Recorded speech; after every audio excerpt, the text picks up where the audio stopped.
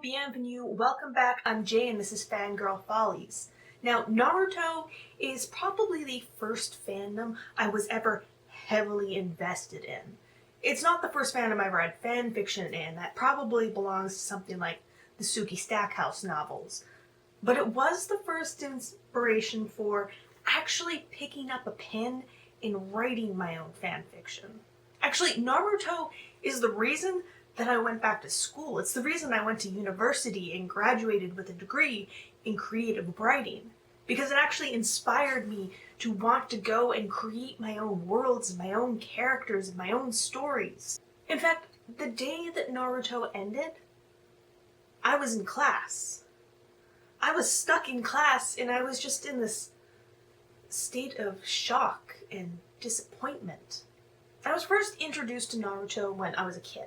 It was something that popped up on YTV and the Cartoon Network, and I didn't really know what it was, but I enjoyed it. And my parents actually let me watch it because to them, it seemed harmless enough. I mean, their only experience with anime was really Sailor Moon or Dragon Ball Z, so you've got girls in short skirts or two men yelling across a field at each other for 10 minutes. And they let me watch it because they didn't walk in on all the boob jokes. That would have been awkward. But I didn't really get invested in Naruto or any other manga or anime until I moved out on my own. Naruto was actually my favorite manga for years, at least until it ended, and then it just was a complete disappointment. It wasn't even sudden either. Like, I could see this decline coming from miles away. Okay, so Toby being one of the big bads was kind of obvious from early on. Actually, it was even obvious that he was going to turn out to be Obito, Kakashi's long-dead teammate that he inherited the Sharingan from. But his motivation as a villain was weak. Obito is supposed to be this reflection of who Naruto could have potentially become. If he hadn't overcome his trials and he gave into that revenge, just like Sasuke and just like Madara. Basically, his weak-ass reason for giving in was a simple misunderstanding of teenage heartbreak that could have been cleared up in a few sentences. See, this is why I hate romantically driven conflict. You have these problems that could be solved if people just talked and didn't jump to a conclusion. But then we have Madara, who is like this godlike shinobi that is supposedly only able to be stopped by the first Hokage. But even then, he's just sort of shoved aside so also they can introduce Kagura, who we don't know who it is. We don't give a shit about her. She's more or less an excuse just to try and get the team back together. Also, the ultimate evil is a woman. That just pissed me off.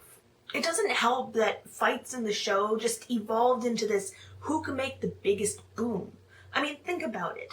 The original concept for Naruto was pretty awesome. It was the underdog that worked his ass off to prove that he was the best. Where fights were won through strategy and the ability to use your own strengths against your opponent. Don't forget that Shikamaru is the only one that passed the initial Chunin exams. And that's because he knew when to give up. The Fourth Great Ninja War was an epic spectacle. But it took up more than half of the episodes of Shippuden, which is completely ridiculous. Sometimes you have short arcs, and sometimes you have filler arcs. But this definitely outstayed its welcome. Especially since not a lot actually happened, and there were no real losses. Especially when it came to people just trying to one-up each other with sudden power-ups that just were completely unearned. Like Sakura or Kakashi.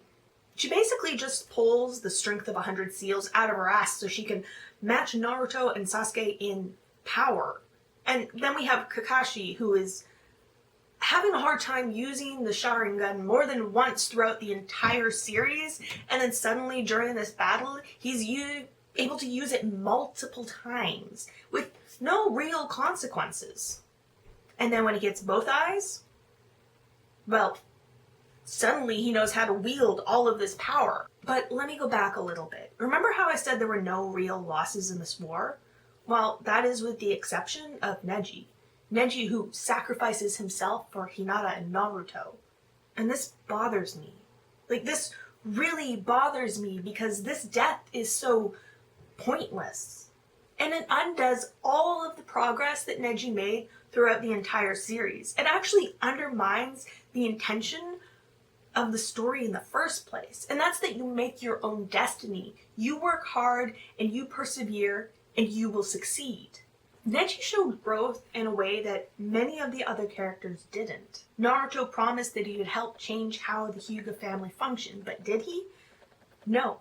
And in the end, Neji just ended up stepping into his already predestined fate, the one that meant that he was there to protect the main family. Because at some point, the story lost sight of itself.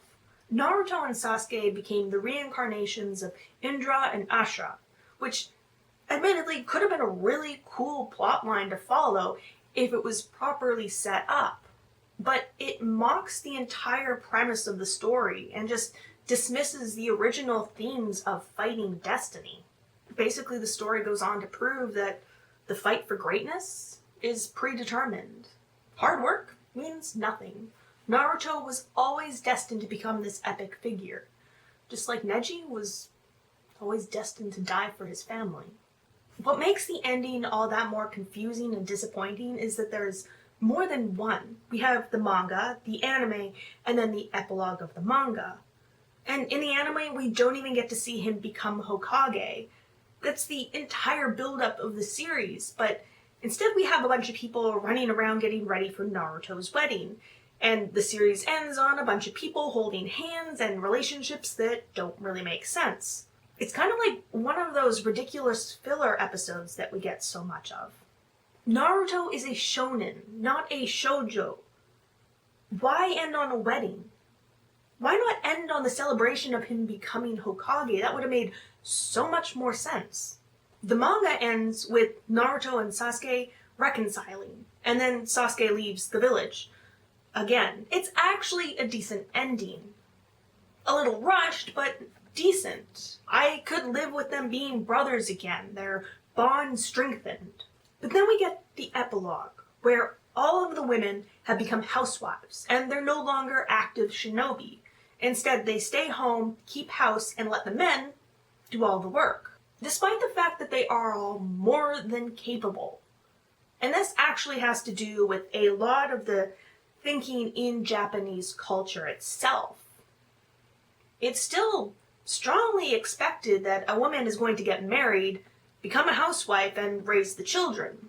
Shikamaru and Tamari kind of make sense. It's something that's hinted at throughout the entire series, even if I did hope that he'd have a little more sense and not do the exact same thing his dad did.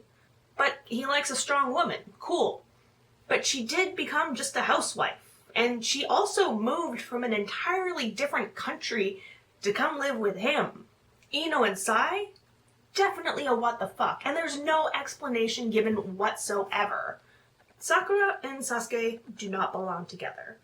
Throughout the entire series, Sasuke has emotionally, physically, and mentally abused Sakura. And then at the end, we're just supposed to accept that this, oh, sorry from Sasuke is supposed to be enough to just wash that all away.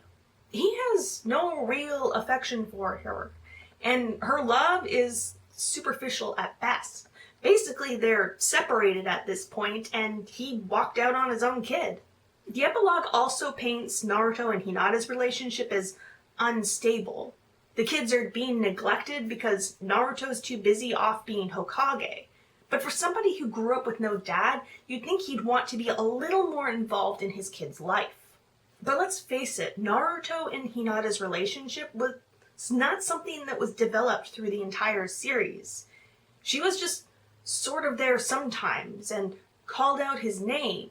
I mean, it's a joke that was in the end credits often. Naruto barely even knew that Hinata existed, in as much as Sasuke didn't give a shit about Sakura. The most profound bond we got throughout the entire series was Naruto and Sasuke. The entire story is about their epic ups and downs.